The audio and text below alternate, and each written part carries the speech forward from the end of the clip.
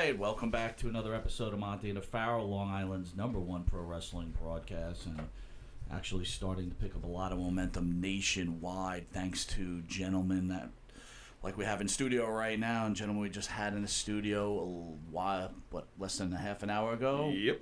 Ex-rocker and WWE superstar Marty Jannetty. At the board, we had a little bit of a change. We have the studio director, Stephen Miller. Thank you, Miller. Hey, Monte The Pharaoh, how are we? All right. What's going Are we on? a little more calm? A little more calm. A stressful morning already. I'm not calm. Nope. And to my right is the star of the show, Jimmy Pharaoh. Jimmy. Hello, everybody out there in TV land. Back at it again. And we have another superstar, WWE, WCW, ECW superstar, and future Hall of Famer. Have at it there, Jimmy. Oh, boy. I better collect my wind now because this resume is insane.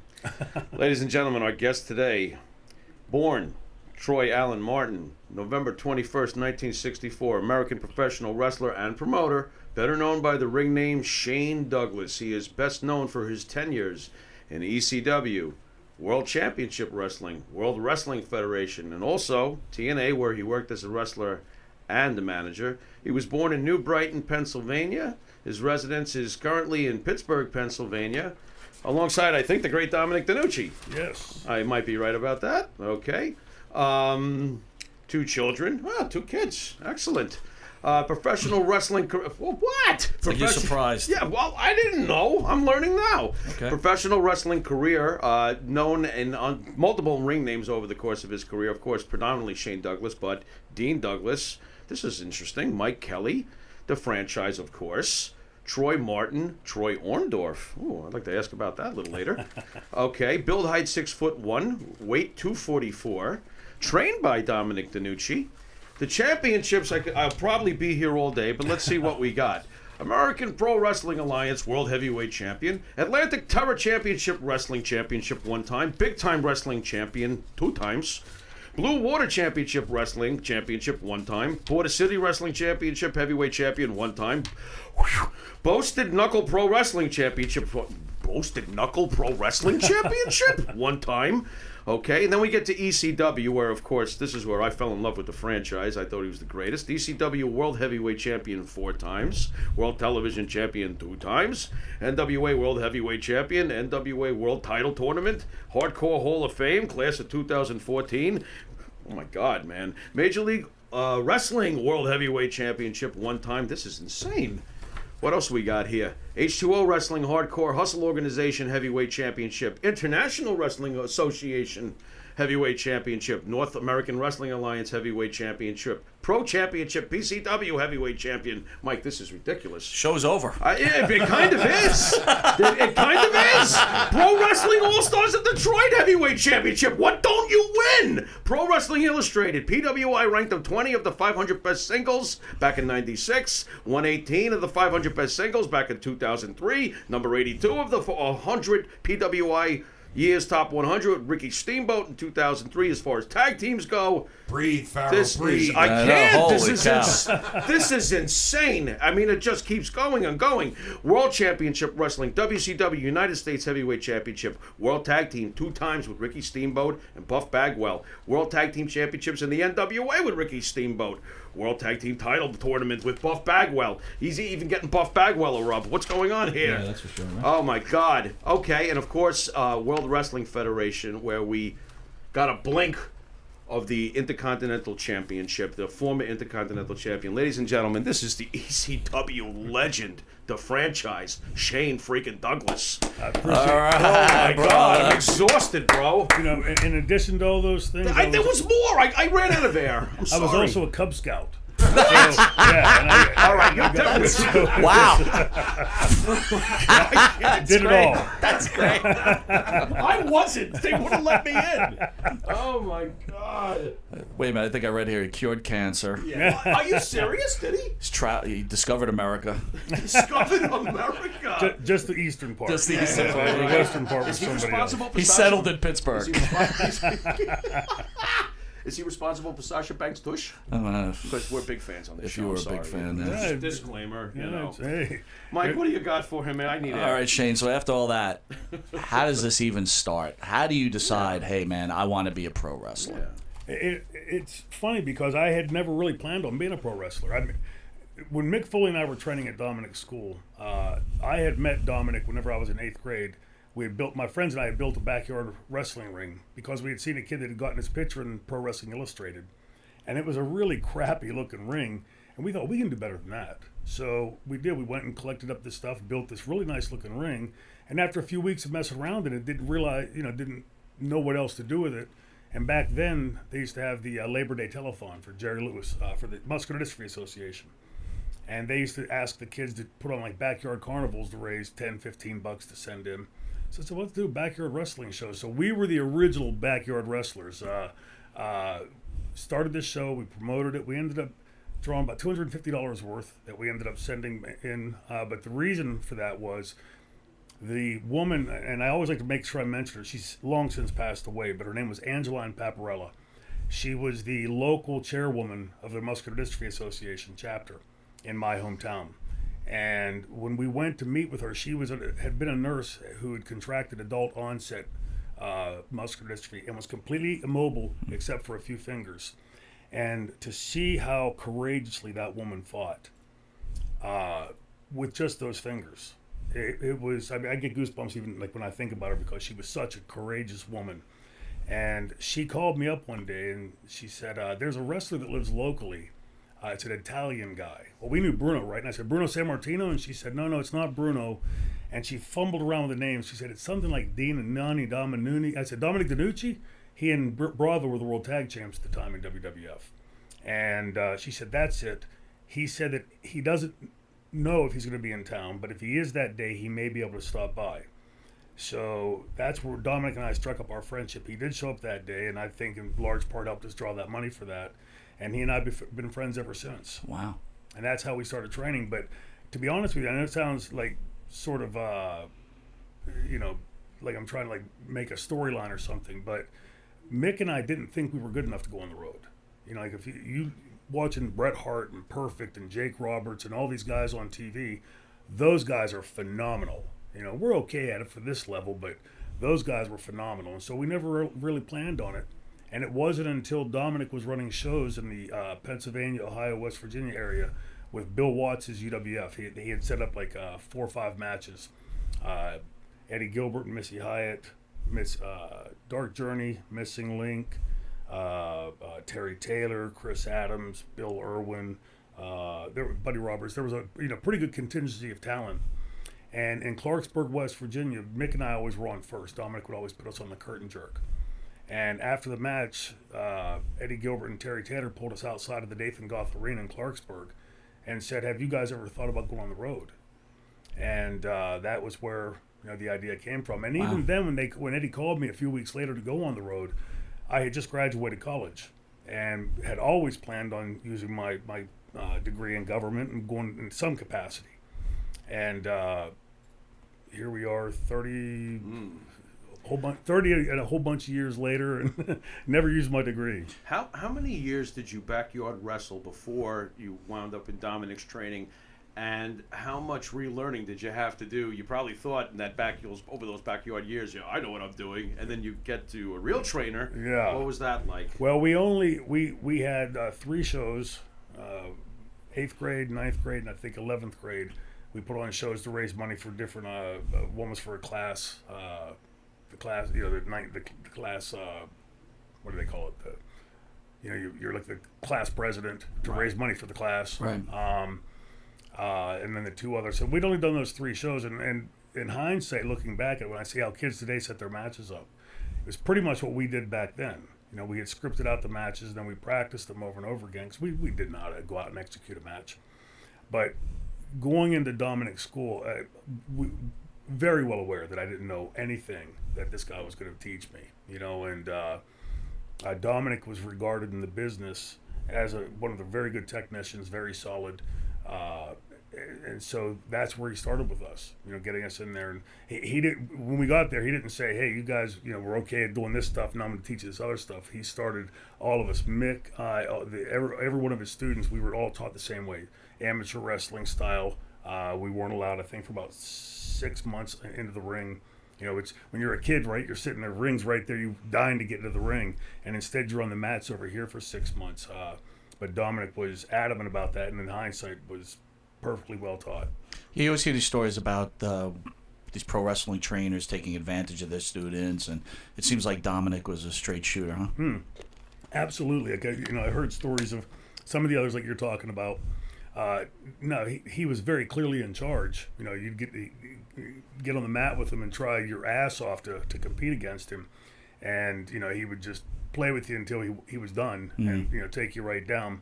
He had a very, very solid amateur background, but he never took advantage of us. To the contrary, like in my case, he knew that I couldn't afford to pay, and he never asked me for the money. And I was sort of embarrassed about it, so I went and pulled him aside one time, and he said, "Did I ask you for money?" And I said, "No." But he said, "If I want money from you, I'll ask you for money." Wow. But instead, he gave me the key to the gym, and I would go there early and turn the lights on and the heat and clean up and everything. So fair trade for me. So yeah, Dominic, true gentleman, just one of the nicest guys. Believed in you. Yeah, all of That's us. for sure. Yeah. Shay, I want to get something out of the way because we met you. You came to a signing of ours Yes. a little less than a year ago, Yeah. and both of us came out feeling about you that you're just a straight, honest, Thank you. caring person, and you could tell that. It's good to hear you talk about Dominic DeNucci that way also. He's like, not that I needed a second dad. I had a Yeah. fantastic dad. But Dominic is like a second father to me because of what he taught me in the business, but that we've been friends for, God, since I was 12, 13 years old. You know, he's just a phenomenal human being. He just turned 87 years old. He'll kill me for saying that. Yeah, he's like slow down on the clock there. Yeah, brother. yeah. 87 years old and still. Yeah. He was Still with kick- you when we met Yeah. Shane. Yeah. He brought Dominic with him. What is your relationship like with your father in the past? I know he's gone now. Yeah. He was a vet? Yeah, he was a World War II vet. My grandparents were immigrants that had come out, my paternal grandparents, that had come over from Sweden in around 1914, 1915. And my dad was born there when they came here. He was an infant. Fought in World War II, stayed in the reserves until 1964, the year I was born, and then worked 40-something years on the railroad, Penn Central, then Conrail, retired from there. My mom and dad were divorced before I was even born, I think, or when she was maybe pregnant with me. And Did you know your mom? Oh yeah, did? yeah. Mom and Okay. dad, you know, they just didn't get along very well. Gotcha. But we were every weekend we'd go to my dad's and spend the weekend with my dad's and vacations and things. And my dad, you know, being a World War II vet, you know, that generation, very strict. You know, a certain way of doing things. You know, only one way, the right way, his way. But there was a lot to be learned from that. You know, it was tough at times as a kid, but you know, everything my dad taught me was for the right reason. Structure, and he Discipline. yeah, and he loved me. You know, he loved us and knew what he wanted the best for us. So how do you present to your dad like, hey Dad, I'm gonna want to be a professional? How did that Yeah. go?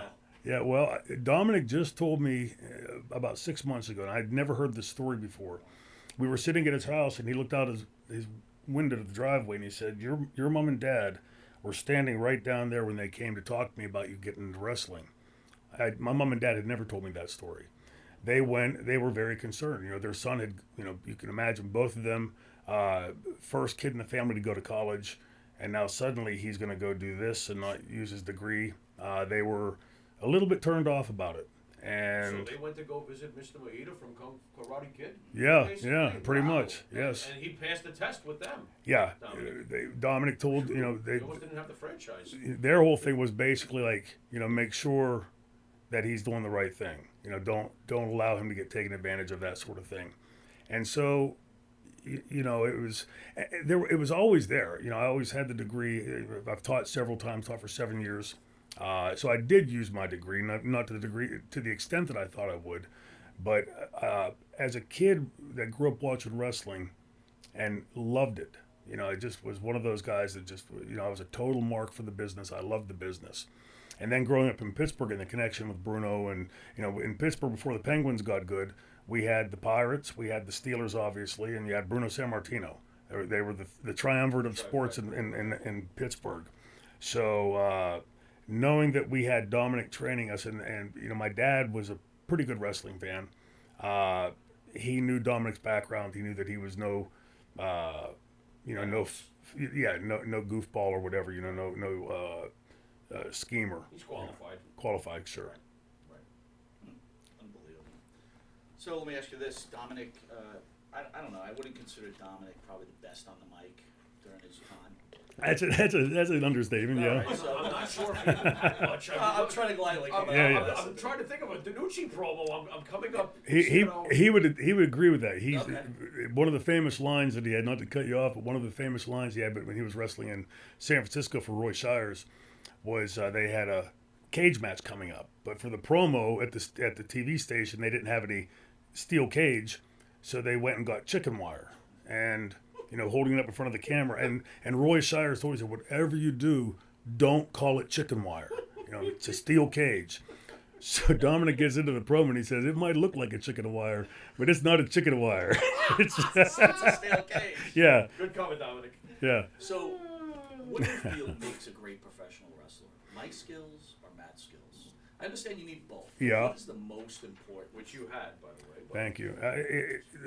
They really are a compendium, you know, because I think we see a lot of people that are really good on the mic, and today we know now that it's all scripted, right, and they're reading off a teleprompter, and that Which we is can get in. terrible, by the way. Oh, it's awful. I can't take Well, it precludes them from ever learning their character. Sure. You know, Troy Martin is not the franchise. He's not Shane Douglas. I play that character on TV. But I can tell you how that character thinks. I can tell you what kind of beer he would drink, how he'd vote in the next election, because I've played him so long and I've voiced him from here and here. If I was reading a script and you asked me what kind of beer would the franchise drink, my question would be, what does the script say? How would he vote in the next election? What is the writers? What do you say? So we have our opinion about that. Why do you think that's how wrestling was guided to go to scripted interviews or? Yeah, I mean, whatever. we could, you know, do a college course on this. For some reason, Vince McMahon doesn't seem like he appreciates wrestling the way the rest of us do, the way wrestling fans do. And there are always a number of guys that were not great on the mic, like Dominic. You know, fantastic in the ring, technician out his ass, but couldn't talk very well on camera, in part because of the language barrier, etc. So for somebody like that, if I'm going to hire 100 wrestlers, and knowing that 10 or 15 or 20 of them may not be as good on the mic, I can fix that now if I just have everybody read a script. And again, it's, to me, it comes off looking very amateur because I've always said this, we're not great actors. If I was an actor, you know, maybe The Rock is. If I was a great actor, I'd probably be in Hollywood making movies right now. But I can play a wrestler. That's very close to who I am as far as with my athletic background and what I've learned. So as soon as you tell me to start reading a teleprompter or a script, memorizing a script, whatever, you've taken my creativity and shut it off. It's now everything you guys want to create for me. And it's hard for me to, maybe for the younger kids it's different the way they've learned. For me, I need to be able to sink my teeth into it. I have to have a feel of input to it. Or if it's not mine, why give a shit about it? Well, our opinion is, you know, guys like yourself, you know, the list goes on and on. The superstar becomes bigger than the organization, right? You could talk about the regional days where guys were free to lose control of their regions, and Yeah. there were reasons behind that. But our opinion, at least our opinion, is keep them scripted, you keep them under control. If a guy says something that gets hot, all of a sudden you lose control of that character. And, you know, again, I don't know if you're watching the product nowadays at all, but Daniel Bryan, for example, didn't want to go to Saudi Arabia. Obviously, you can't make him go. Right. But if you have your organization all hung up on that guy, you know, they can make or break you at Sure. this point, right? So, Yeah. We've discussed in the past, and I think it's a good point, that the last superstar that the WWE had who bounced his own ball and did what he wanted was basically Austin. And since then, in my opinion, I know you love him, we've got what I call Captain Processed, John Cena. I don't think anyone's going to ever be allowed to ever get as big as like an Austin again and write his own rules. That's it. I'm leaving. Well, You know? I agree with you. Kevin Sullivan, we travel on the road for so many decades. He always said that he believed Vince McMahon wanted to make the company the star. So that way, You know, if like And you're saying, has. instead of these guys all getting hot and I got to pay them through the nose, and then worry about New Japan coming and get them, or WCW back in the day, or AEW now today, the company's the star. So you want to go and leave, don't let the door hit you in the ass. Well, back in the day when characters were stars on their own and came up and were allowed to speak freely with their character, you worked early on in the WWE with Macho Man. How was that? Oh, it's, intimidating. You know, when you walk out of, first of all, you're a young kid shitting in your pants, right? Because you're in a dressing room of some of the all-time great legends of wrestling. And then you're walking through the curtain into a building of 10, 15, 16,000 people who are all yelling, "You suck, you're a piece of garbage, go home," throwing stuff at you. Did Macho make you feel comfortable? Very.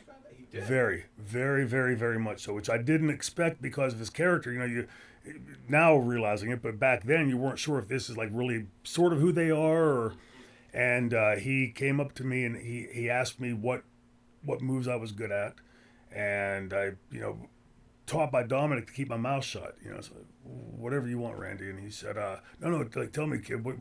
So I gave him a couple ideas, and he worked them into the match, and he got himself over.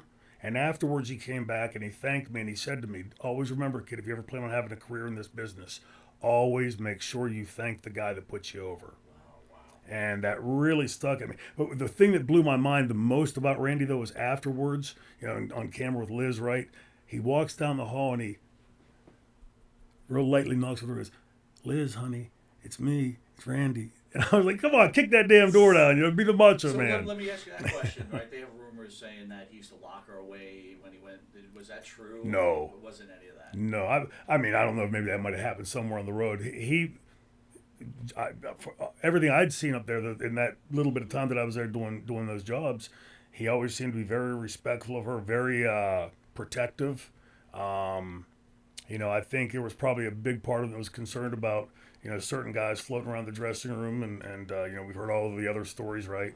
But no, he in what I saw, again, in the short time that I was there for those jobs, it seemed to me that he treated her pretty respectfully and professionally.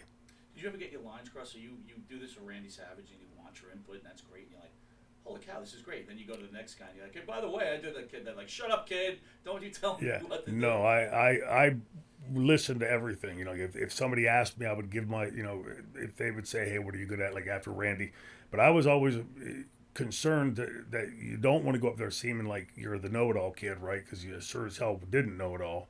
And I knew that if I was going to learn my craft, these would be the guys that would teach it to me. And if I go up there and act like a hot shot or you know, the smart ass or whatever, it's probably going to turn some of them off, and they may not teach me, you know, when the time comes. On those first few occasions up there, the first night I worked with Randy, Jake, and Orndorff, all three incredibly professional. Bobby Heenan came back afterwards with Paul and told me the same thing Randy did. Make sure you always thank the guy you're working with, and kept putting me over for how I took the pile driver from Paul. That was great, kid. It was fantastic, that kind of stuff, and really made you feel comfortable there. You know, even though you're the low guy on the totem pole, those guys made you feel like you were part of the team in some small way. That's great. Paul was pretty brutal with those pile Yeah, drivers. it's scary. Yeah. You get dropped right on your head, basically. No. I mean, like some of those old school pile drivers are vicious compared to what you see today. Yeah, They Paul- don't even let them do it in general, but when they do, they tuck them up like a couple of inches above their. Sure. They don't even hit the mat now. Yeah, well, the fear, you know, of the CT now and you know, neck injury and stuff. Paul was I think, an unheralded athlete. You know, the football background and everything that he had, but he was a stud. And he could fight in his sandals too. Oh, That's a yeah. whole other story. But the thing, you know, you always hear about the high talent or the stars taking advantage of, I don't want to say jobbers, but you know, just taking total advantage of them. It just doesn't seem like this was in your case, right? No, I never had that. That same night, though, Mick Foley had worked with the British Bulldogs. My first match was with Randy. His first or second match was with the Bulldogs. And, you know, there was a pretty good size. Mick's, 6'4", 6'5", pretty big guy. And Dynamite's 5'9", 5'10", maybe. He throws him in for the clothesline. I'm sure you can find it on YouTube, and hits him with a clothesline right across the jaw and broke his jaw. And Mick never complained, but I was astounded because I'm being treated, you know, so appreciatively by Randy and Jake and Paul and Bobby Heenan. And here he is, walking around, he can barely talk. He's like trying to, he still has a couple more matches to go. And they never came back. They never thanked him for the match. They never apologized for the potato. So there were some guys that did that. Well, And it seems to me like early days for Mick, he's almost like a redheaded stepkid. What's going on here? yeah, He really he got a lot of harsh treatment. It sounds like, or indifference. Like seems that well, way. and Sounds that way. that example up there going to do jobs. So I think in the question you're asking, I didn't see that personally, but I did see it happen to other people. And I think it was more specific to the person that the people that they were working Well, it's with. funny, the guy that you bring up is Dynamite Kid, who you read all the bad stories about him abusing people and hurting people. Yeah. It's sad It's to out hear. there. It's sad to hear that guys like Randy Macho Man Savage and Paul Orndorff take care of the young because they know the future. These guys are the future of our sport. And there's guys like, and again, I don't know Dynamite Kid or didn't know him anyway, that he would do something like that. They're out there. I mean, it just doesn't make sense. But All different kinds. Yeah, at one point you end up in WCW with Johnny Ace, John Laurinaitis, and I wanted to ask you about your issues with Jim Cornette. What do you got for us? Jim and I, first of all, we go way back, Oh, right? I thank you, mean, Jim Cornette. yeah, he, How far back you go? 1987, 88, he was there. He was, very high up piece for NWA then, Jim Crockett Promotions. And when they first came up with the idea for Johnny and I to work with them, I think they were trying to expand out like something more for Jim than just the Midnight Express, and somehow it got twisted and contorted into that storyline. Jim and I have always gotten along well.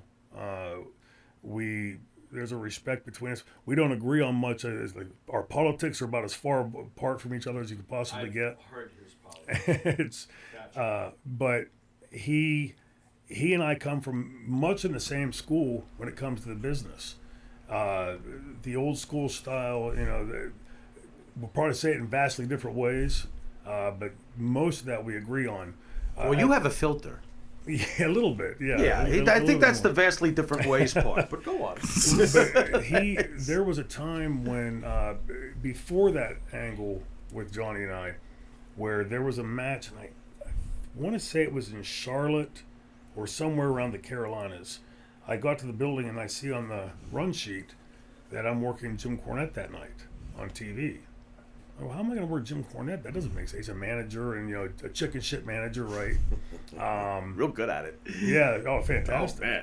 And he goes out and it was one of the things where he's all padded up and everything, and had the powder and had the gimmick and had this and had that, and I wasn't. It didn't feel right to me, and I came back, and what really set me off was when I came back and Gene Anderson was the old stage gorilla position guy for Jim Crockett Promotions. He looked real deadpan at me. He said, "That was the worst thing I ever seen." And that just blew my mind. Like, oh, where's Jim Cornette? What, you got a little shouting match there or something? No. It's just it's just What are you trying to do to me? not gonna happen again. Right. It was one and done. You did some tag matches with, oh boy, I love Brian Pillman. Pillman and Austin dropping the belts. Did you think that they had the goods at the time? Absolutely. Okay. I'd worked with Brian quite often as a singles at that same time. He was brought in a little bit behind me, and there was a lot of times that we would wrestle like on house shows and things. Brian had a real good head on his shoulders for the business, and was willing to throw it all, throw all caution to the wind. And Steve, especially when you put them together, there was just a chemistry between them. The bigger guy that could go, the smaller guy that could fly. There was just a really good chemistry between them. But what a lot of people may not be familiar with was that the original Hollywood Blondes, as envisioned by Bill Watts, was to be me and Brian Pillman. Oh, wow. And Nice. I got called up to the office on a Saturday, which was very rare. In fact, it never happened to me before or after. And we had to be let into the building. The building was locked. The lights are all off at the office. And I walk into Bill's office, and he's sitting there, and he asks me, what do you think about turning heel on Ricky Steamboat? Well, what heel wouldn't love to work with Ricky the Dragon Steamboat, right? I mean, one of the top 3 babyfaces, if not the top babyface of all time. Bow. But as I thought about it for a second, I went, because it was about 3 months into our run, I said, I don't think the fans will buy it yet. And he said, why not? I said, because it's still Ricky Steamboat and Shane Douglas. I'm not near his level yet. And he never answered me. He sat back in his desk and put his feet up on his, leaned back like this. And he said, I always knew you were going to be the one that picked it up. And that's where he told me the idea about Pillman and me, the Hollywood Blondes. And whenever I told that to him and basically turned it down, he said, Steve Austin's the next person for that position. Well, we won anyway because now we had a phenomenal team of guys to work with. Brian and Steve, they were 2 very different peas of the same pot, if that makes sense. Yes, it does. But their timing, both of them were impeccable. If you knew that Steve was supposed to be right here, he was right there. Not 2 inches this way or that way. And wherever Brian was meant to be, he would be. But very different beasts. It was a lot of fun to work with them. They both had an edge to them, too. Yes. I think that's what ties them together was that high edge energy that they had, the unknown factor of both of them. Absolutely. And what I liked about them was, tag teams, it was always like Johnny and I. They dress the same. They wear their hair the same, right? They do everything the same. These guys didn't look anything alike. Body types were different, although they were both in great shape. Brian had the long hair. Steve had the short hair. Just phenomenal guys to work with. Steve actually had hair. Yeah, he actually had hair at that point. Right. Yeah. So you're a big guy. Yeah. Did you ever feel like you had to start hitting the gas? No. When for me in the business, early in my career, you felt like I heard we had on earlier when Marty was here.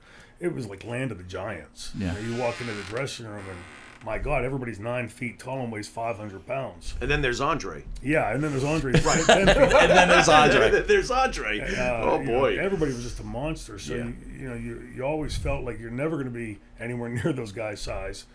But as you go, for me, I guess personally speaking, going into the business, once you start to move up that ladder, again, for me as a young guy in the business, I never thought champion one day of any kind, let alone world champion. I'm in the business. You first get your foot in the door and say it's going to be get in the ring in front of a live crowd, and then I can go home and say I've been a wrestler. Then you do that, and then the next thing is, well, hey, maybe I can work myself up a little bit and maybe help the company draw some money. And then once you get into that position, and then the company by that time starts to put you in those positions to draw money, and it keeps building. But I never ever saw myself to that peak level like that. But I knew if that was going to come, if there would be a possibility for that, I would have to look the part. You can't be a world champion and be 210 pounds. Right. At least you shouldn't. Right? No, thank Have you. you heard who's fighting for the belt this month at the Royal Rumble? There you go. He's 180 pounds. Yeah, But he's a demon. He's a demon. Careful. Oh, you might put on that demon makeup. Never mind. Oh my So lord. you're heading that way As clearly in your you're career saying. as you're going. Yeah, So my career is building. For me in ECW, it was sort of like a confluence of things that happened. Right at that time was when my ex-wife and I first started trying to have kids, and weren't successful. And so for anybody that's ever been through infertility out there knows the first year they assume it's the guy. Well, all the tests kept coming back normal, and without getting into my personal stuff, everything was good and normal. But they did find that I had a very low testosterone count. And even though the sperm counts and everything were fine, but my testosterone was of an 8-year-old kid at 29, whatever, 29 or 30. So my doctor was prescribing me testosterone to supplement, with the gel, and as soon as I started taking, back then I couldn't grow facial hair. If you go back and look at some of these pictures of me, like around 1990 and stuff with WWF or WCW and WA before that. My voice hadn't deepened up.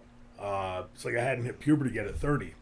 And as soon as they started giving me the testosterone, the facial hair came, the voice deepened up, and I was seeing results in the gym. If you go back, there's the first promo shot that they ever put out, Dean Douglas, which was, 95. You can see I was killing myself in the gym. I'm soft and smooth. It wasn't like I was lazy in the gym. I was going 2-3 times a day sometimes, between cardio and working every night. As soon as I started doing the testosterone that was prescribed to me,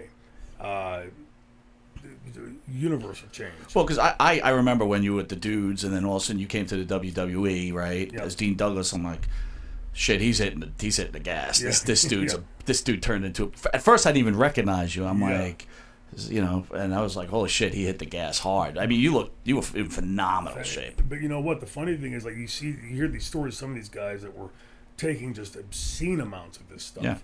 Yeah. Having been accepted to medical school, I knew that this stuff was not something you wanted to play with. And my doctor obviously was always running tests. And, if you're taking too much, they're going to cut back. You had to keep your levels at a certain place. So I would cycle on it and off it, just like you're supposed to, like the package says. Right. And because my body wasn't making its own amount, its proper amount, by just taking that, first, even like with the andro gel, when I first started using that, you could see a pretty good change. But then whenever I went to the injectable, because the andro gel couldn't get it high enough, when I went to the injections, that was right around that time where the muscles, it popped on. My abs popped in. But not even the look. How did you feel? Like, mentally, did you feel better? Much. Right? It was like, Yeah. okay. There was always when your test levels are low like that, you get run down really easy. You're always exhausted. You feel like the saying I would always say is you felt like you're like walking in mud. Yeah. Your legs feel heavy, and just that wasn't me. I was always going 96 different directions, and all of a sudden I'm feeling myself like I'm a 90-year-old guy, and it just didn't make sense to me until we started trying to have the baby, and then that was uncovered. Okay. Let's go back to Pillman for a few seconds. Did Pillman have a drug problem back in the WCW days? No, not that I ever saw. But understand, the wrestling dressing rooms back then were pretty wild places.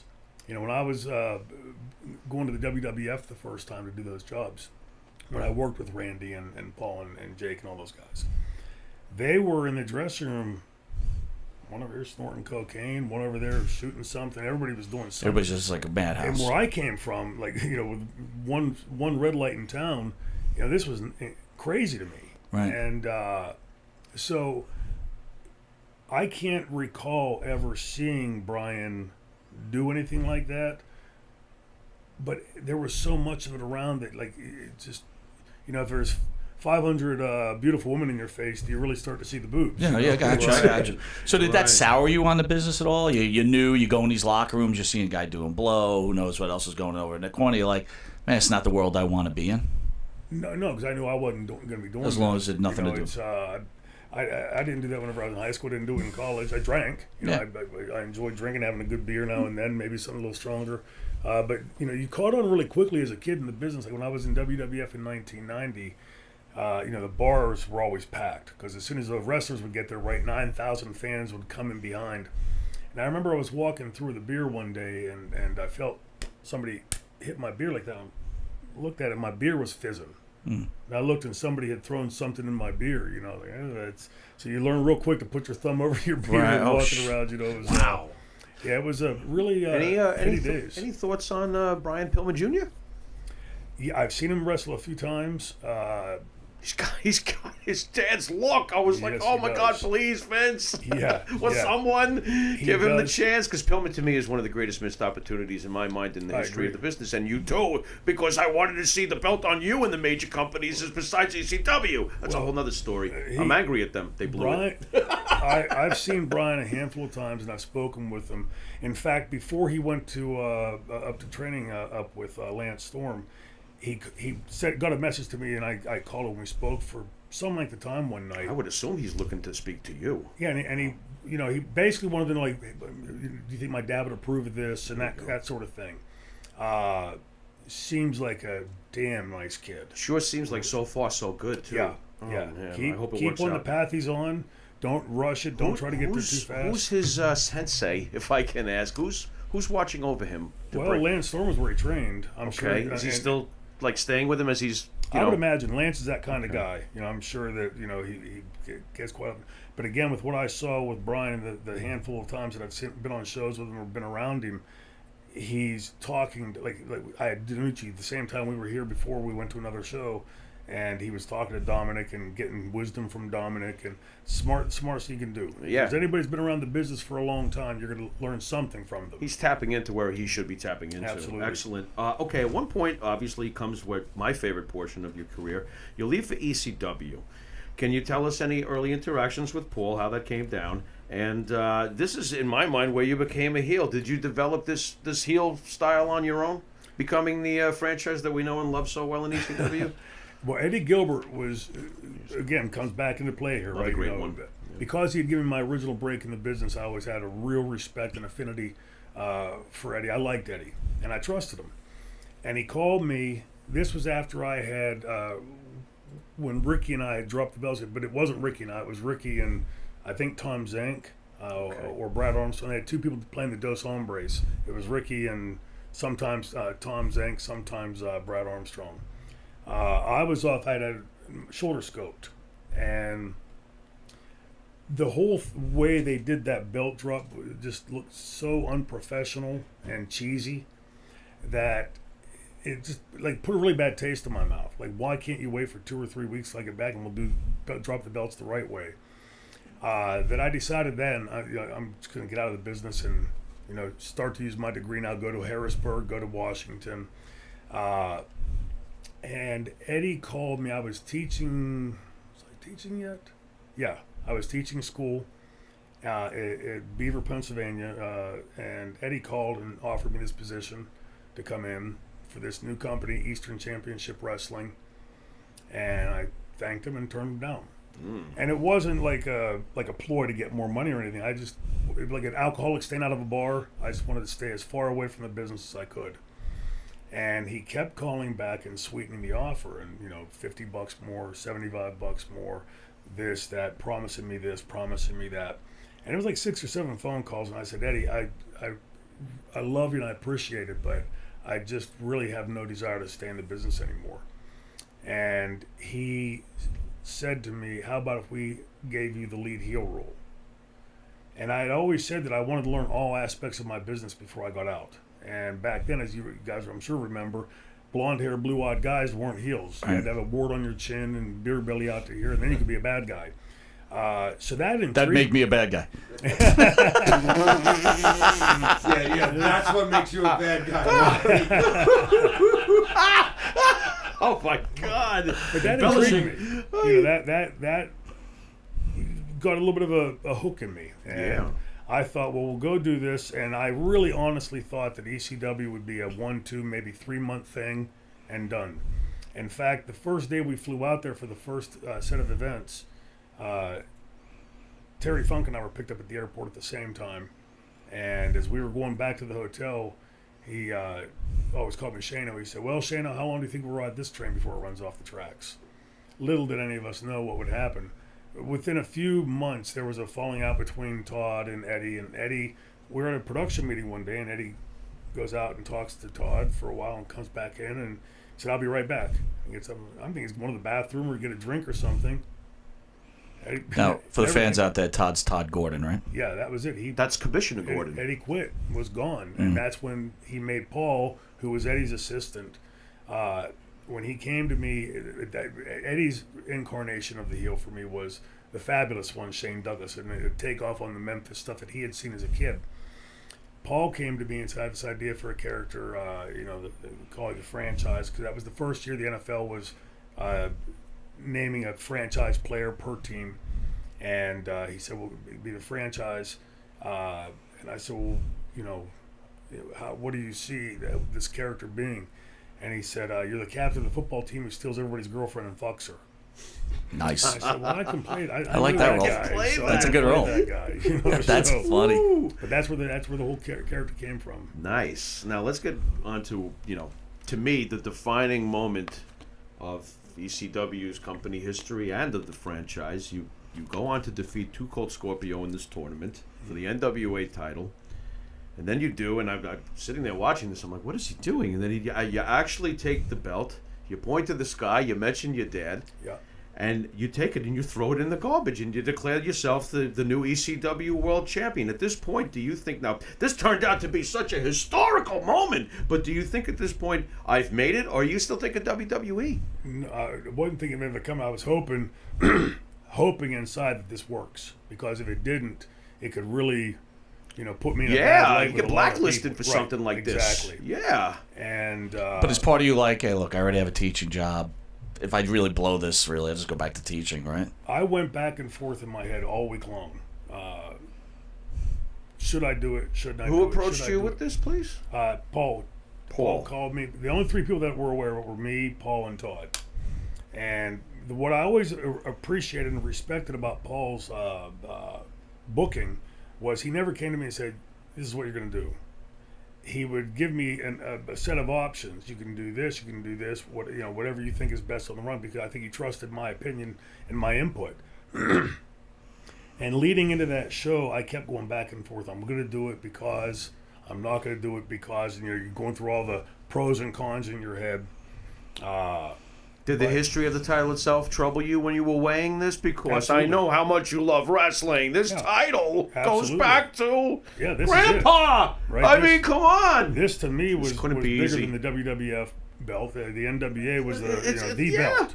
But you also hated Flair, so it was like kind of... Yeah, Oh, that had wasn't- to be was- satisfying. Yeah, that was, Think of it that way. Thank you. that really didn't come into play. Okay. To me, the NWA was dead. Right. When I said it in the Right. speech, that Right. company had been dead for 7 years. This It is was true. This is gone. true. And that's sad in itself, but that's true. But my dad, and the reason that was, I never planned on that. There was no line of that promo that was pre-written or preconceived, So excellent. and that's why I have to wait, because I'm blown sky high. The building was hotter than hell. I certainly knew all the NWA, not all of them, but I knew a bunch of the NWA champions, right?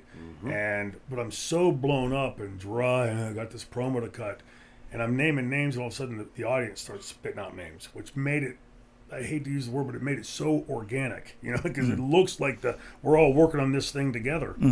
And my dad used to always tell me, God, it seemed like every time I was around him, he would say this: "Son, you can walk with your feet on the ground like everybody else. You can soar with the eagles."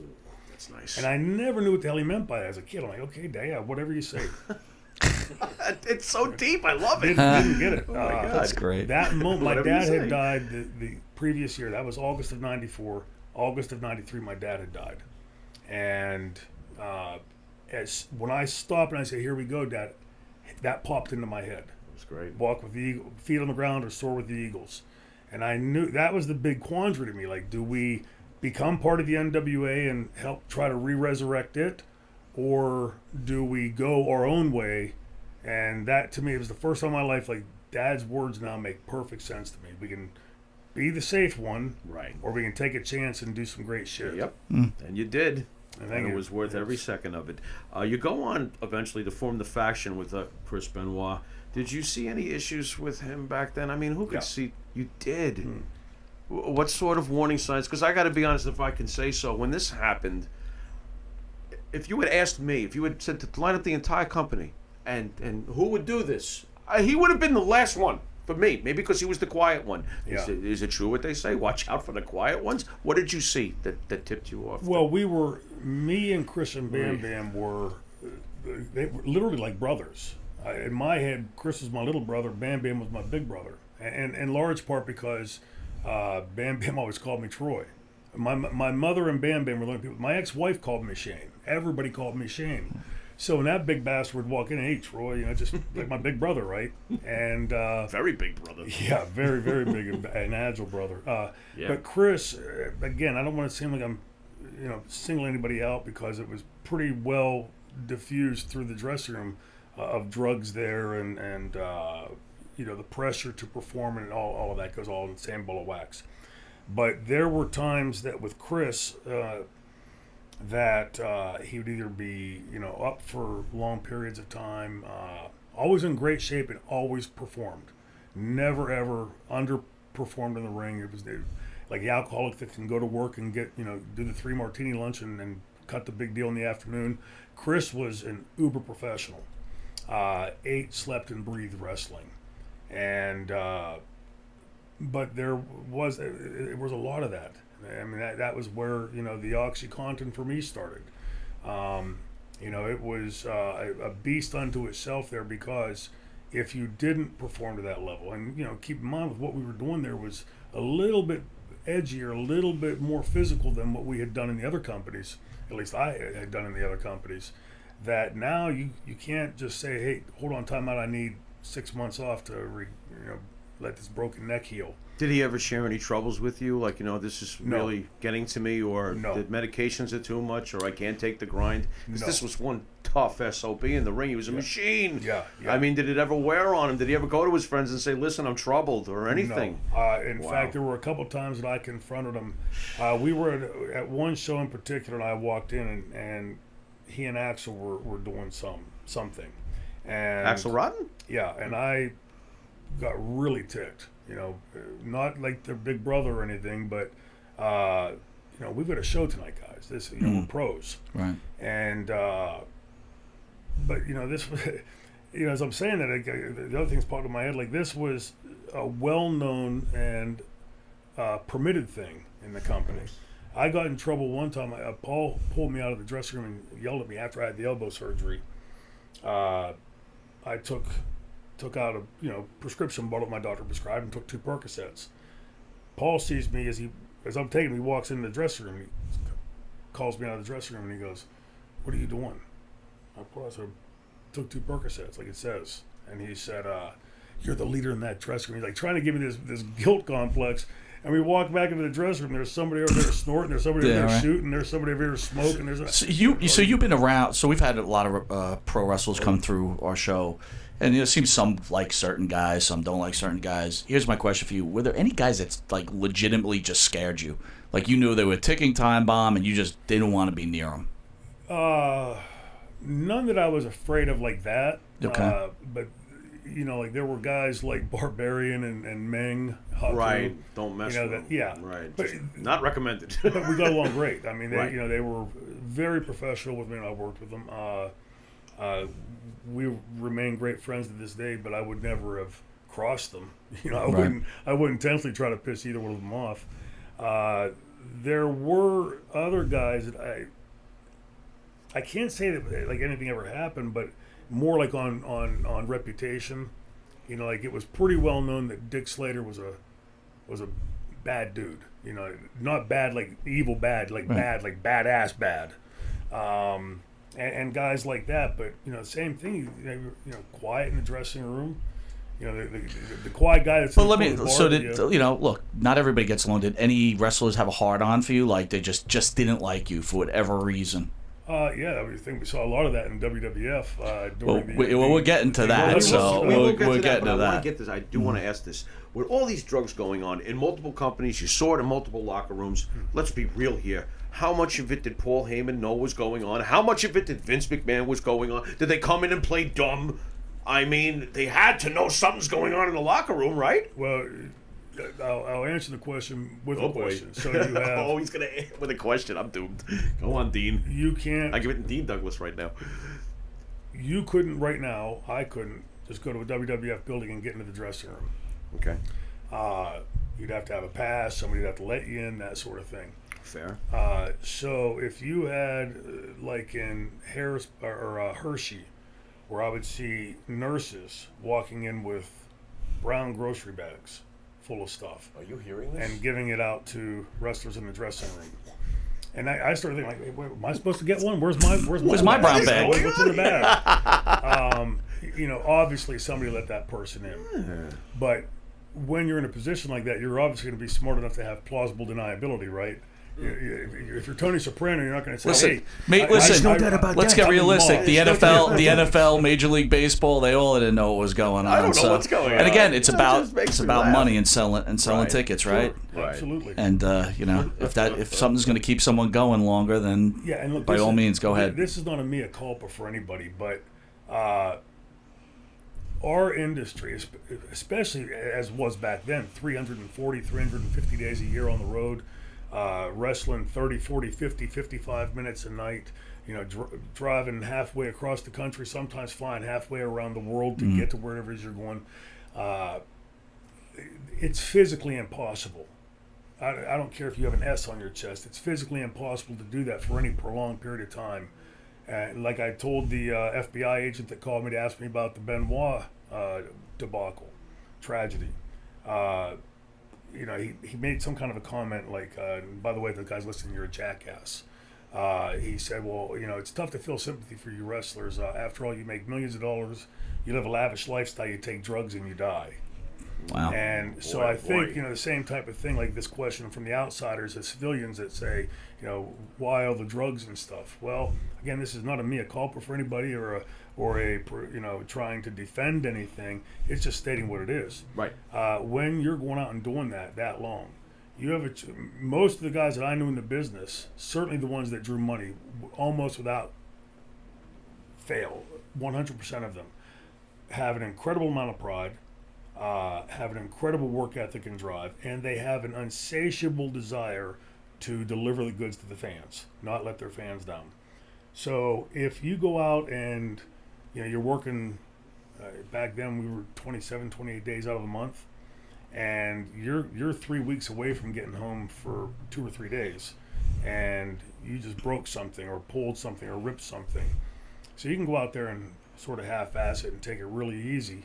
Or you can take something that helps you perform to the level you think the fans expect you to. I almost feel like you're forced to, because if you half-ass it, you could lose your spot on the card. Well, so we're coming up to WrestleMania, right? Exactly right, because we're coming up to WrestleMania. I've heard Ricky Steamboat talk about, $250,000, $500,000 payoffs. Most wrestlers will get into that position if they're lucky once in their career. And most won't even get into those positions. So if you've spent the last year working on this angle, you and I are in an angle, and we're right there. We're 3-4 weeks out of WrestleMania, and I dump you on your head and break your neck. Are you really going to go to the boss and say, "Hey, boss, I can't wrestle"? No. Because if you do, you're going to get tagged with you're injury prone or you're unreliable. Yeah. I'm going to go to you and say, Shane, we need a doctor quick. Don't tell anyone. Absolutely. It just is I what it is. understand. Did you have a relationship with Nancy Benoit at all? We weren't real close, but I knew her fairly well. Yeah. Because she was in WCW, I think, when you were at WCW. Yeah, ECW. Sure. Yeah. Yeah. So I mean, does it even hurt worse when something like a tragedy like that happens? But I guess if you weren't that close with her. This was. Dean Malenko put it best. He said that because it's to this day it doesn't make sense to me. No. Chris was every time I was around him, it was a pretty laid back, calm. I never heard him raise his voice. I saw him get threatened with a Bowie knife, and he never. I was on the phone. I went. Yeah, I don't understand. What's happening? He goes, it was just Mike. Just like wouldn't have lost his mind like most of us would. So I went. Next time I saw Dean, I said, "How do you balance this? Like, how do you qualify this?"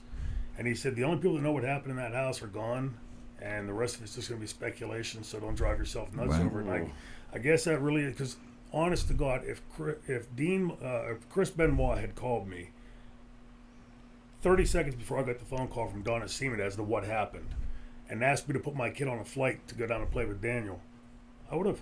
Wow. Without hesitation, without question, would have sent my son down there to play with Daniel. So just one of those things that's never going to add up, never going to make sense. It's a shame, real tragedy. All right, let's get off of this and let's go to your time in the WWE. You returned to WWE as Dean Douglas. How do you come up with that gimmick? They did. Who? Vince directly? Vince is a very qualified creative department. They had my resume, and they were in a boardroom. They're sitting around this long table. They're all looking at my resume like they're reading the secrets of the universe. This is pretty interesting. And they had me take my shirt off, and they asked me to turn slowly. So I'm standing just.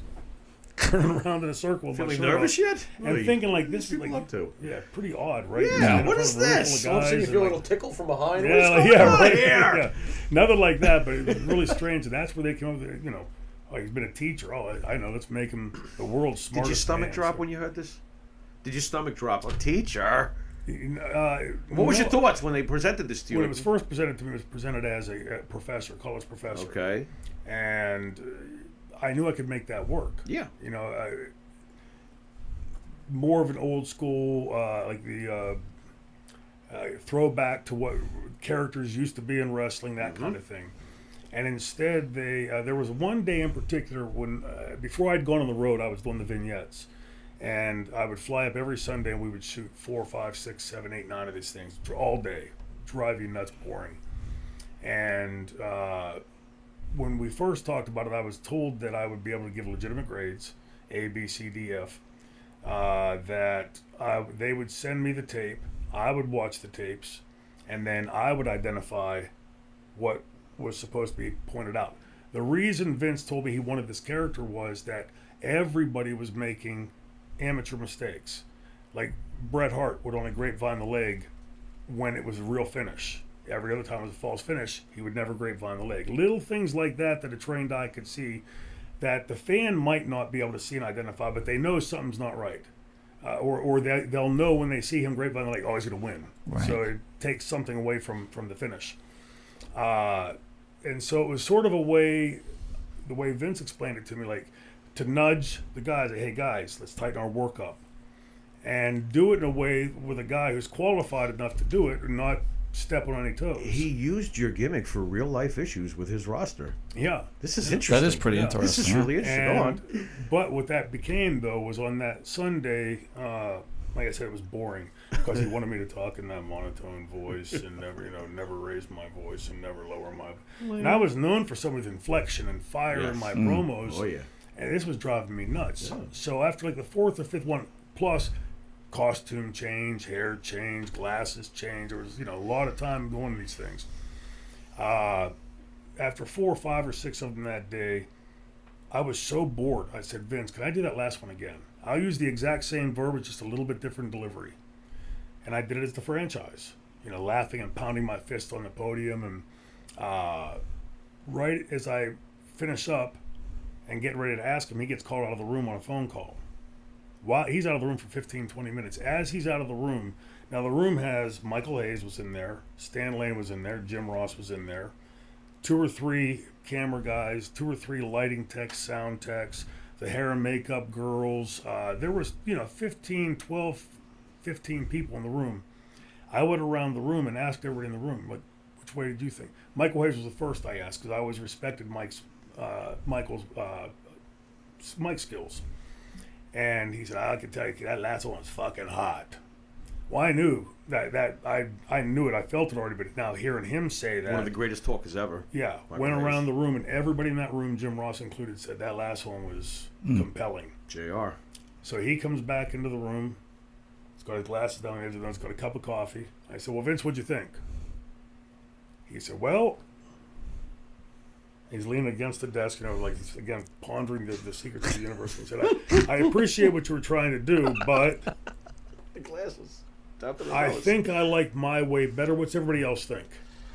And everybody in that room. I like your way too, Vince. Oh, And I remember looking around the room and I was like, You're are like, you you fucking kidding me? you fucking asshole. Like, yeah, like, But Michael, what are you talking about, Yeah. dude? Don't get me involved. Yeah. Right. And I didn't say nothing. it was that day that I knew I had to get the hell out of there. Oh, that's Wow. Because, like, wow. this is. Like right away, Well, basically. Yeah. well. Oh my God. Before you get out of it, so you're not happy, right? I get it. You shouldn't be. But here comes the time you're going to become Intercontinental Champion, one of the great belts of all time, held by Greg Valentine, Don Morocco, Yeah. Pat Patterson. The list is long. Pedro Morales, he was ready for any kind of action. How do you find? It's true. Boy, I hated Pedro. I'm Oh, sorry. we hated Pedro. I hated Pedro. We were heel guys. Obviously, Boy, you were oh one boy. of our faves. So How do you find out you become Intercontinental Champion? And when you were here in June, we had a private. You were telling us a private You story. told us the story. And I Please know tell you it probably again. told the story, but we'd love to hear this story because it's probably one of the most incredible wrestling How you were stories I've told ever heard. you're going to win the title. Well, Vince had already talked to me and Sean, and we knew that's where it was going. He told us that he wanted a repeat of the Rick Rude Ultimate Warrior angle, where I would go over for the Intercontinental belt, and then 6 months later at WrestleMania, it would be Chin Music for the world title, and he would go over. So I was in Germany for the 3 weeks leading up to that in your house. And So wait, not just to cut you off. At this point, are you still like, I still got to get the F out of here? Or are you like, wait a minute, things are turning. I'm a little happier. no, I mean, I knew I had to get out of this because it was such a wacko land. Plus, Okay. the money was Wacko the land. drizzling shits. It was bad. drizzling shits. Really? Okay. Drizzling shits. Oh. Like $1,600 for 4 months' work. Holy shit. Yeah, that kind of drizzling Well, shit. he's And trying to are you ponder with the your- meaning of the universe. And You your want him and to your beat ex, you? and your Yeah, yeah. ex-wife is like, you get out of this shit. Yeah, no, Go she- back to my God, teaching. yeah. My ex-wife, who rarely swore, her exact quote was, "Where the fuck's our money?" Nice. Don't blame her. Yeah, and blame when her. she told me what those checks amounted to, so I knew I had to wrap up and get out of here. But then, like, it was, you can't just go say you got a 2-year contract or a 3-year, whatever it was at the time. So just looking, to where would be the right time to get out. So I'm in Germany, as is Hunter and I think Kevin and Scott and Hunter were in Germany with us. Sean was back here, and pretty uneventful tour. Everything went well, and we come back. Sean and I had already been told that we had to be in Regina, Manitoba, the week of, like that Tuesday before the In Your House, because it would be me, him, and Vince. Vince wanted to go over and create a, finish for this, and that's what he told us, that there was going to be a repeat of the Rude Ultimate Warrior angle. And while we're in Germany, we get the report that Sean's been attacked by, beaten up by, like, I forget. 40. Yeah, it was like 40 U.S. 45. Army soldiers. Yeah, something like ridiculous. 3 angry Boy Scouts? Yeah. That's what it ended up being, but go ahead. Through that lens, right? And so when I got back, Davey Boy called me. And I was home for maybe a day or two. And Davey Boy called. I can't remember if he called before J.J. Dillon. At any rate, Davey Boy calls and he said, "I just want to let you know, Sean's been talking shit on you while you were in Germany." I said, "What's he been saying?" He said, "He's been telling everybody he's going to embarrass you on the pay-per-view." And I laughed. I said, "I'd love to see him try. I'll stretch his ass on the pay-per-view." And Now, at this point, did you have any problems with Sean at all? No. Or so this is out of the blue. other than the money being the shits and, the couple little things you can see, but it was nothing at that point you got targeted directly at me that I saw or heard. Right. And so I tell Davey that, and the very next day, I think it was the next day, the JJ called and said, "You're not needed in Regina on Tuesday now." And I was like, "Davey, get me knocked out of that spot? Did he stooge it?" And they said, no, it's nothing like that. He said, Sean's not going to be able to wrestle because he's had a relapse of his concussion. Well, again, I was accepted to medical school. I know you don't relapse a concussion unless you get hit in the head again. And I said, well, how the hell did he get hit in the head again? So, well, he didn't get hit in the head again. He just had a relapse. And I went, okay, now this is all The old starting to line up. relapse. And The old the old concussion relapse. relapse. He forgot to mention that his physicians were Dr. Howard, Dr. Fine, Dr. Howard, but that's a whole other story. so the night before the In my Your House, God. I flew in last with Jim Cornette. We were on the very last flight into Regina. I get to the hotel. I'm rooming with Dustin, and I get into the room. There's a note on my bed. Everybody's down in the bar. So I put my stuff away, went down to the bar, and as I walk in, bar is packed with fans. I see on the top of the crowd somebody going like this. So I look, and it's Scott Hall waving me over. Right. I'm going like, that's like, okay. Because one thing about Scott was when he was drinking, like, boy, Hey, loose Shane. lips would sing Evan and shit, right? So I went over and he's holding the seat for me, and he says, "Hey, Shane, Sean can't wrestle tomorrow." And he's going, through the whole thing, and he said, "I just want to say congratulations." I said, "For what?" He said, "Well, you didn't hear from me, but you're getting the belt tomorrow." And I, where I come from in the business, the way I was taught, why this guy knows anything outside of me, Vince, and Sean don't work. You know, that doesn't work in my world. But I knew that he's, you know, there's something going on here now. You know, so now I'm going to keep my eyes and ears open. Are they the Click right now? Are they known as the Click already? Yes. Okay. And well, I don't know if the name had stuck But at that time. it's forming. Yeah, it's forming, and they were, you know, at least there were certain people in the dressing room. Not everybody was talking, calling them the Click. They're not hugging at the Garden yet, ruining everything. Go on. Oh. So the next day, I pull into the parking lot to go in, and Sean pulls in right next to me. Now, remember, we'd heard just not like a week or so ago, he's been brutally attacked by this platoon of soldiers. And he gets out of the car and he looks, there's not a scratch on him. He looks perfectly normal.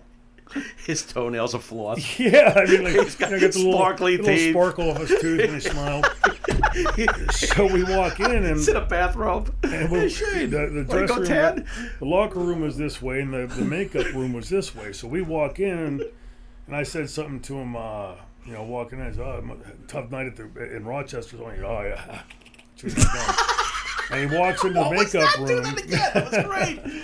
He walks into the makeup room, and I go into the dressing room, and I drop my stuff, and I'm going to get something to eat.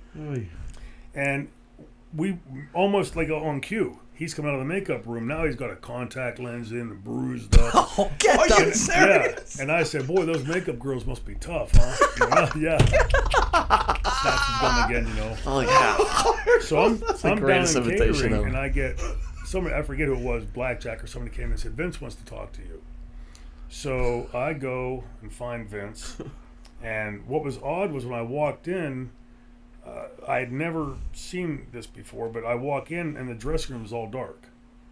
He's got the whatever the Regina. Is there like one light bulb swinging in Yeah, the middle? there was one say like, have you ever been in your gymnasium after the school's closed? Yeah. There's like one light in the locker room that's on. You've been summoned. Yeah. So I Okay. walk in and his desk is right in the middle of the thing under this, and he sits down and tells me to sit down. We sit down and start talking. He starts explaining to me why Sean can't wrestle and you know, but he really loves this and he really loves that.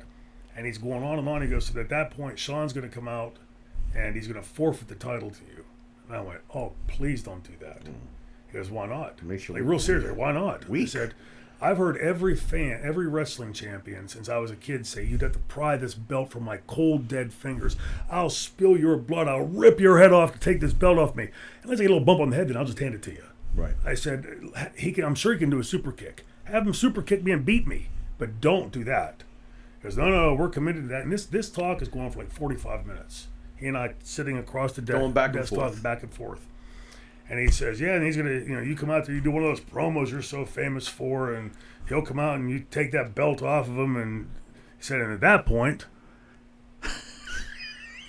I'm looking at him, I'm like, what's going on with his hand? So What's he pointing towards? so I start to slowly follow his hand, and I look over, and Scott Hall's sitting over here in a goddamn locker, Hey, yo. listening to the whole conversation. Hell. He He had him hidden in the dark in the corner? Yeah, like, where's Who Rod? hit the light where all of a sudden he appeared? Yeah, well, What I is was, going I was on waiting here? for Rod Serling around in front to That's come what I'm out saying. because It's like, that we're in like gallery. bizarro world shit now. Oh, my God. So what'd you do then at that point? Well, Now he's sitting there going like this. Vince has got his glasses down like Yeah. this. What are you doing? Tells me you can come up with a finish. So my finish was I slide my foot under the bottom rope, which would break the count. The referee doesn't see it. He goes, I love that. I love it. Now you go back and watch that footage and see the announcers also don't notice it. It's like it never happened. But it was a very strange place to work. Sounds it. Not satisfying at all. No. Which must be disappointing because Yeah. it's like, you know, this is where Dominic and Bruno came from. You know, Yes. Vince is supposedly this great genius, which he is. I don't think we can say that, right? But it's got to be disappointing to someone whose career is a professional wrestler. That's Sure. that's the New York Yankees, right? Yeah, absolutely. You spend your entire career endeavoring to get there. And then you get there and realize, shit, I'd rather be back digging ditches. Yeah, that's crazy, this, man. This place sucks. Do you ever laugh to yourself when you know, and I'm sure you have mucho respect for the indies. Do you ever laugh to yourself when you hear, okay, here comes the latest company that's going to take Vince down? Do you think Vince could be taken down is what I'm asking you? Look, I think there's a lot of weakness in the product. When you see That's fair. 97% of the audience hemorrhaged.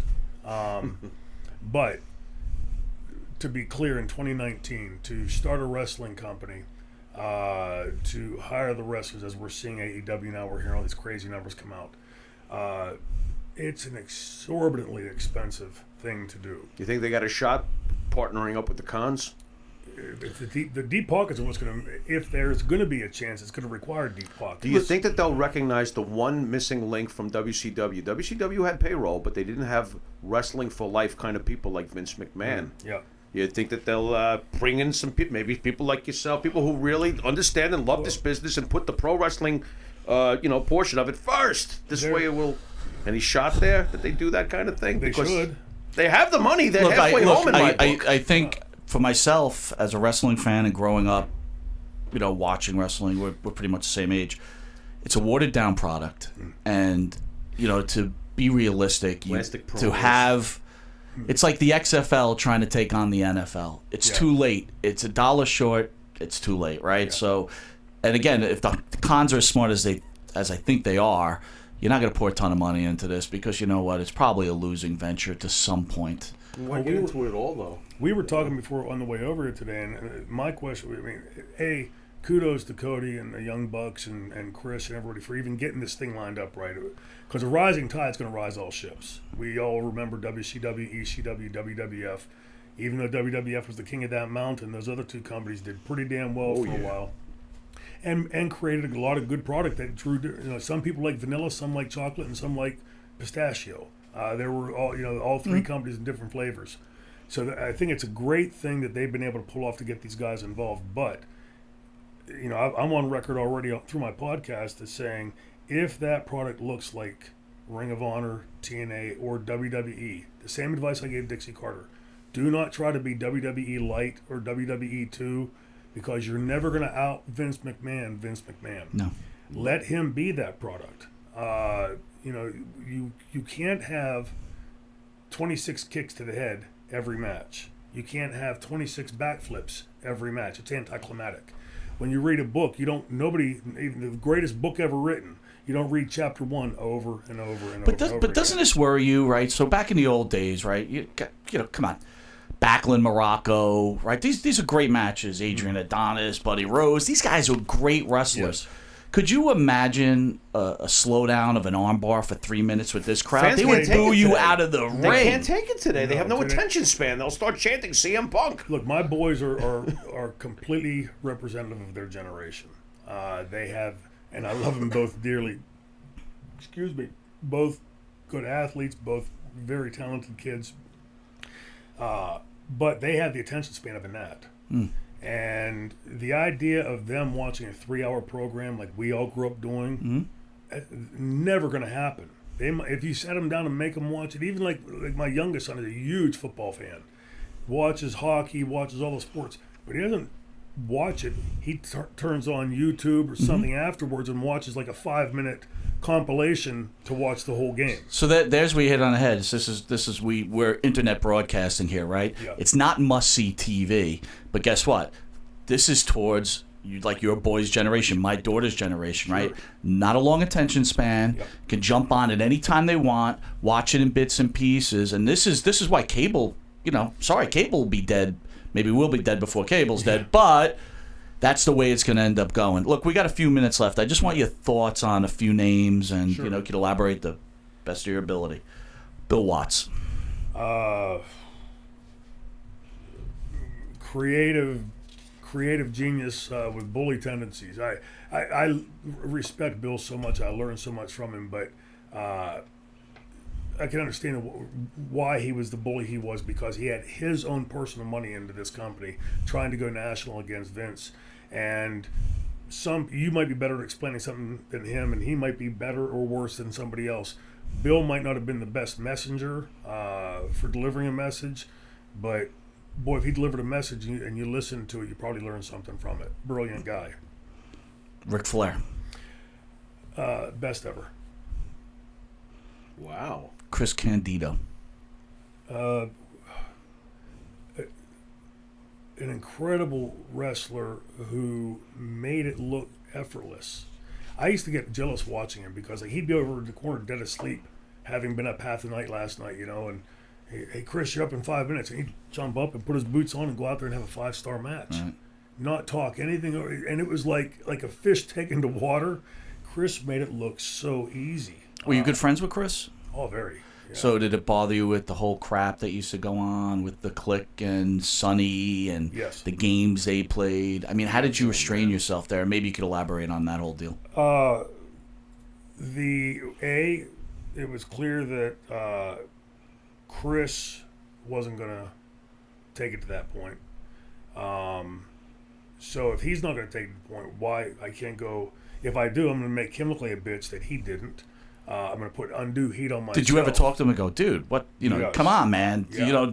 for yourself, Yeah. whether she's that important to you or not, do something about it. Yes. And what do you say to you? Chris used to always have this thing like a little brother off franchise, just like sort of blow it off, and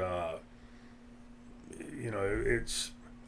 I Sounds just to don't me believe- like he just wasn't a nasty guy and he didn't want to play in nasty land. right. That's what it sounds like to me. To me, like on the flip, like the other side of the coin, how do you treat other human beings like that? Yeah. Like, how do you look Yeah. yourself in the mirror in the morning and say, "Hey, I'm a great guy," after I, pulled all this shit on so many other people? I don't know. I Well, couldn't. this is a testament to you as a human being, right? So, I mean, I'm not saying you would have done it or could have done it. Well, you could have done it, but you're done with the WWE. You already know you want to get out of there. You certainly can't stand Shawn Michaels. Now he's doing stuff to your very good friend. You could have took liberties in the ring, and you could have ended that dude's career. You could have just finished him off, went off to wherever you wanted to go, and your career would have ended up exactly as it is now, right? Yeah, Because yeah. you're established superstar basically through ECW and WCW. Great to me, you were a great WWE star. I loved you, but we know, I mean, that's a testament to who you are. Because I don't know, you could have took him out. There were times it did get tough to constrain. For me, like when I'd come off the road, I'd be in a really bad mood, and I told my ex-wife, it's not you, it's not even the road, I'm mentally exhausted, because the only way I could go on the road for that 12 days or 15-day run was I would shift into franchise mode and play that character 24 hours a day until I would be in the car driving from the Pittsburgh airport back to my home.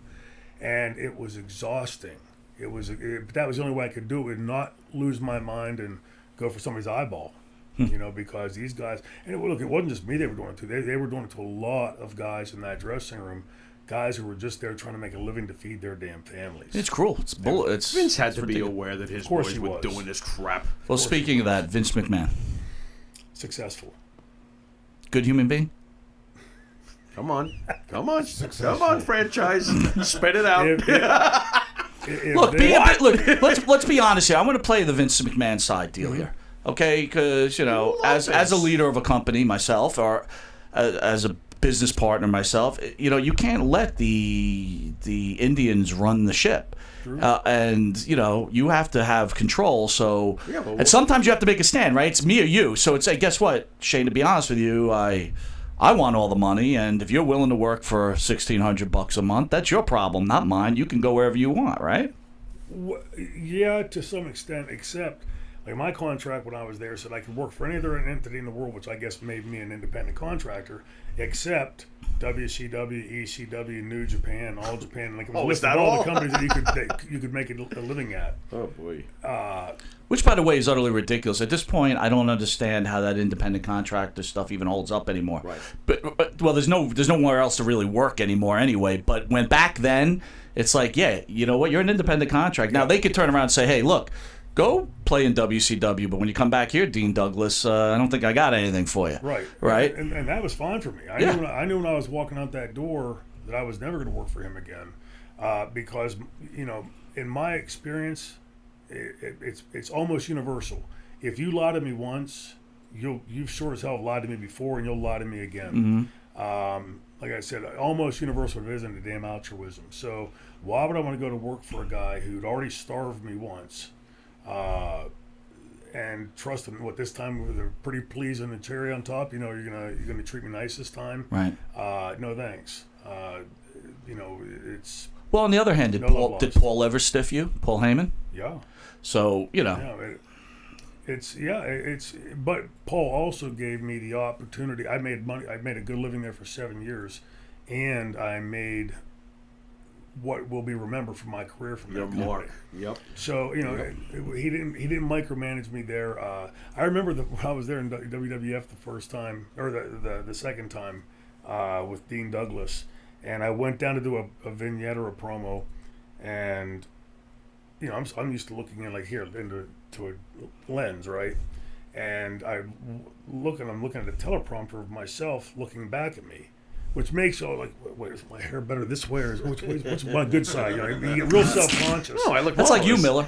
And then That's ticked up. That's the only guy not on camera. And the guy starts giving the time countdown, right? And all of a sudden I see words going up, and I went, stop. What is that? I said, that's your promo. I went, out of interest, I said, I don't need a fucking promo written for me. I'll do it. They took the teleprompter down, but I don't agree with the product, how they do that. We talked about that earlier. If you have somebody that can't do a promo, have that person read the teleprompter. Yeah. Because when you find those handful that become good at it, they'll create magic. Right. I don't think we've seen any magic being created up there in some time. No, I think it's got out of control. Very I want to plastic. bring in Eric Sims from ESS Promotion. Eric, come on to a microphone, brother. Where do you want me to Come go? this way to the Pharaoh side, please. I hope you brushed this morning. There's a little heat going on between these Oh, two. there's not. Would you stop? It's legit heat. You know, Eric, It's not legit. Eric, He's you probably know, going to do a terrible imitation now. Farrell. You were something before electricity. I'm a martial arts guy. Last time I saw a mouth like that, I had a hook and I in need it. to practice my chokehold. You better get your hands off if you're before Martial arts, what? You a martial? All right, all right. This guy. That's it. Say goodnight, Gracie. Say goodnight. I've had enough fighting in the Say studio goodnight, today. Gracie. I'm going to say it. All I'm right, not fixing the studio again. Eric, what do you got coming up, big Oh guy? my See, God! just take And he this. broke my useless chain. Get off my wrist before Sit I down. remove your thorax. Sit down. Oh my All right, God! what do you got going on, man? He knows what that is. He knows what's going on. We had this great interview. Now it's out Where's of my control. sunglasses? Wherever you put, wherever you, they're underneath the table there, What buddy, my gimmick, bro. buddy boy. All right, what do you got, Buddy boy. ESS? Eric Sims. what Anyway, do you no got? BS. It's your cult hero, ESS. Tonight, what's today? The 26th of June, SWF Live in Parlin, New Jersey. Right. Shane Tonight. Douglas is the headliner there. He's in a big ambulance match with Brandon Kirk tonight. So if you're at the ambulance squad over in I forgot to Parlin, mention, Sayreville, I'm New going to Jersey. be in the ambulance the way this day's going. Exactly. So show up over there, Parlin, New Jersey. The SWF Live show. It's a fun night with that crew, guys. Let's see what's going on. This is why tigers eat their young. Ron Simmons comes in for me next month in February. It's Ron Simmons month. I got 2 dates with him on the the 16th. Yeah, right, the 16th and the 23rd. We're pretty good together. SWF on February 8th, Totowa, New Jersey with the Tommy Dreamer. The 23rd, SWF Live, Barnegat, New Jersey with Ron Simmons. We're back here, that's right. ESS is back here with Monte and the Pharaoh. You did brush. March 9th, and that's, I got big event during the day. I got a big event, but we won't talk about that. And we got the special guest appearance with Too Cold Scorpio and Nice. making his first appearance back here in about 10 or 15 years. Billy Jack Haynes, a very rare act. Yeah, so that we're is gonna rare. we're gonna be back with that, and for all the upcoming stuff. And Tito Santana will be here in at the end of March. Tostitos. Arriba, right? Sorry. So for all that information, www.esspromotions.com, and remember, it's no BS with Shane, ESS. Shane, one last question, then I'll end with not my listening. comment. I'm not. Forget about your relationship with the WWE. Yeah. Are you a Hall of Fame wrestler? Yes. No. What? Wow. How dare you? No, I'll tell you why. Good. Guys depressing. like Ivan Koloff, Dominic DeNucci, and so many countless others are not there. If they ain't there, I sure as hell shouldn't be there. That is Okay. so freaking cool. Yeah, I but mean, honestly, he's so freaking classy. No, But I mean that's that. classic. I, No, I that's do mean classic. that. Thank you. But I got do to mean tell you You're a Hall of Famer, personally bro. from my Sorry. end, you are a Hall of Famer, and those gentlemen that you named are also Hall of Famers. Yeah. But not only you are a great wrestler, you were a great wrestler, and more importantly, you're a great human being. And I You are. thank you for Thank you. coming in. Thanks, guys, for having me. I mean, it's easy Saturday afternoon. No chair shots. Says Except the for you guy two who didn't fighting have to around fight over there, anybody yeah. today. I'm so tired. Shane A lot Douglas of has fun. been an ESS guy for many, many, many years. Well, I'll tell you what, I've been an LSD guy unbelievable for many human years, being. but let's not I mean, get- Miller, you we got can see anything that. to say before we send it off? Shane is always welcome here. He is my favorite of everyone you bring in. He does Class- rave a about you class from time to act, time. Yeah, he does. 100%. Appreciate it, man. brother. And it's really refreshing to see in a business that's not that refreshing. That's true. It truly is the franchise. I get it. Yeah. You're right. You're hilariously right. All right, I want to tell the fans out there, thank you for joining us. Catch us again every Thursday from 8:05 to 9 p.m. Only here at Village Connection Radio at Rockstar So let me Studios. see. So if I Hold do on, I got like broken this, chains. and I go, and I just. I'm trying to get off the air here. All right, have a good one. Thank you, Mr. Douglas. Thank you guys. Appreciate it. Later.